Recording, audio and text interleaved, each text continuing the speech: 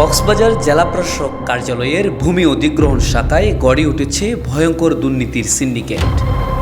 Office সহকারী ইমরানকে কেন্দ্র করে এই সিন্ডিকেট হাতিয়ে নিয়েছে কোটি কোটি টাকা। অভিযোগ উঠেছে ২০ লক্ষ টাকা ঘুষ দাবি করে ব্যর্থ হলে হাইকোর্টের স্থগিত আদেশ অমান্য করে ভুয়া ব্যক্তিদের দিয়ে ভূমি অধিগ্রহণের প্রায় ২ কোটি টাকার ক্ষতিপূরণের চেক সিন্ডিকেট করে উত্তোলন করা হয়।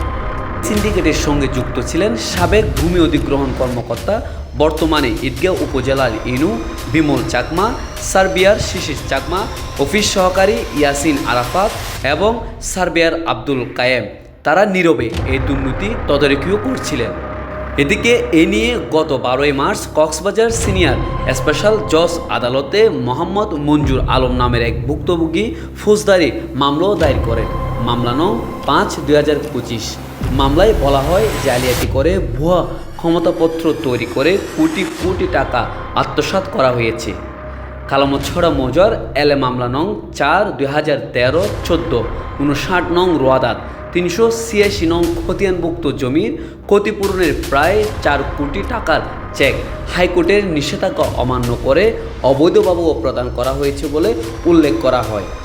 যদিও মামলার পর কৌশলে বিমল চাকমা, শিশির ও ইয়াসিন অন্যত্রে বদলি হয়ে যান, কিন্তু ইমরান ও কায়েম একই পদে বহাল রয়েছেন।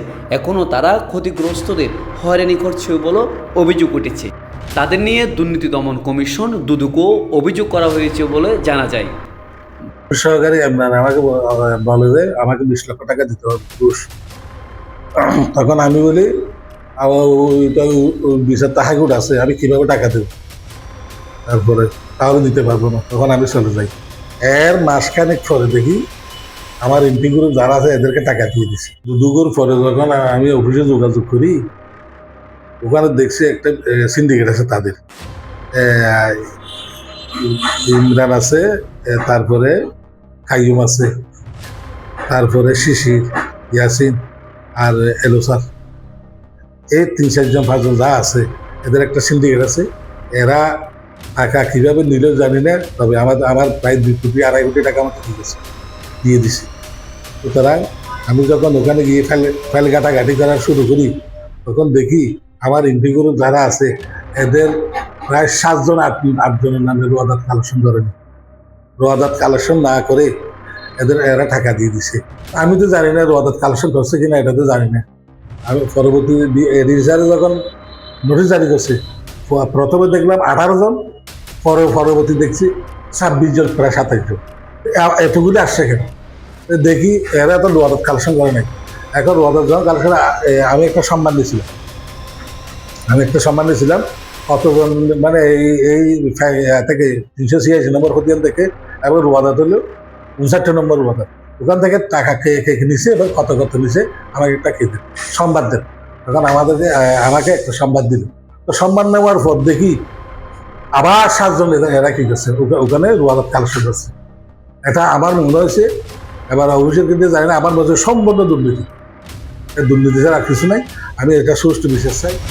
এ নিয়ে মিস মামলা নং ৭০/২০২৪-২৫ ফলে আদালত শুনানি শেষে টাকা ফেরত দেওয়ারও আদেশ দেন, কিন্তু দুর্নীতিবাজ অফিস সহকারী ইমরান ও সার্বিয়ার কায়েম বহাল থাকায় জনমনে তীব্র ক্ষোভ দেখা দিয়েছে।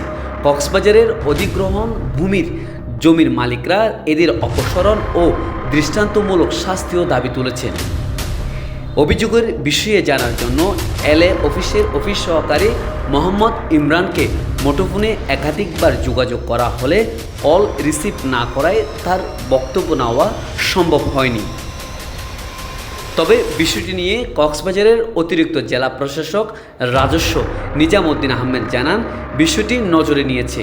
কেউ যদি হাইকোর্টের আদেশ অমান্য করে দুর্নীতির সঙ্গে জড়িত থাকে, তবে তার বিরুদ্ধে কঠোর প্রশাসনিক ব্যবস্থা নেওয়া হবে। দুর্নীতি দমন কমিশন দুদক সূত্রে জানা যায়, মামলাটি দুদকে তদন্তাধীন রয়েছে। প্রমাণ পাওয়া গেলে অভিযুক্তদের বিরুদ্ধে দ্রুত আইন অনুযায়ী কঠোর ব্যবস্থা নেওয়া হবে। কক্সবাজার জেলা প্রশাসক কার্যালয়ের এলএ অফিসের এই দুর্নীতি চক্রের শিকড় উপড়ে ফেলার দাবি উঠেছে সর্বত্র। সাধারণ মানুষ বলছে, প্রশাসন ও দুর্নীতি দমন কমিশন যদি দ্রুত এবং কার্যকর ব্যবস্থা না নেয় তাহলে এ ধরনের সিন্ডিকেট থেকে যাবে, হয়ে উঠবে আরও বেপরোয়া, আর ন্যায্য প্রাপ্য থেকে বঞ্চিত হবে অসংখ্য নিরীহ মানুষ। অন্তর্দে বিশাল, কক্সবাজার, জাগো নিউজ।